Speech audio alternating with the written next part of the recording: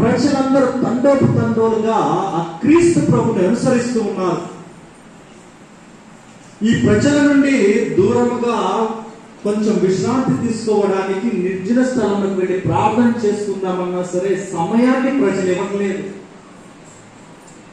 ప్రభు యొక్క వాక్యాన్ని వినడానికి, ప్రభు మాటలను వినడానికి, ఆ మాటలలో ఉన్నటువంటి ఆ మాధుర్యాన్ని స్వీకరించి దాని ద్వారా వారి యొక్క ఆత్మలను తృప్తిపరచుకోవడానికి ప్రభు ఎక్కడికి వెళ్తూ ఉన్నారో తెలుసుకొని ప్రభువు కన్నా వారి శిష్యుల కన్నా ముందుగా వీరు వెళ్ళి వారి కోసం ఎదురు చూస్తూ ఉంటున్నారు. Praise the lord, praise the lord.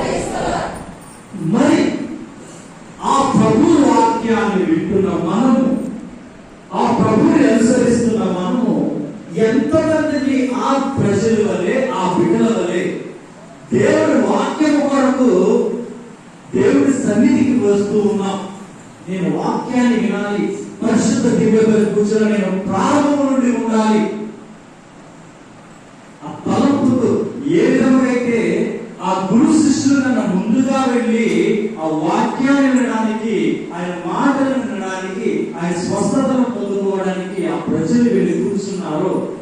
ఈ రోజు మన సన్నిధిలో ఉన్న మనము, మన యొక్క గోపాలపేట సంఘంలో ఉన్న మనము, ఇంత పెద్ద సంఘంలో ఎంతమందిని ఆ యొక్క వాక్య ఆహారాన్ని స్వీకరించడానికి సంసిద్ధమై వస్తూ ఉన్నాం.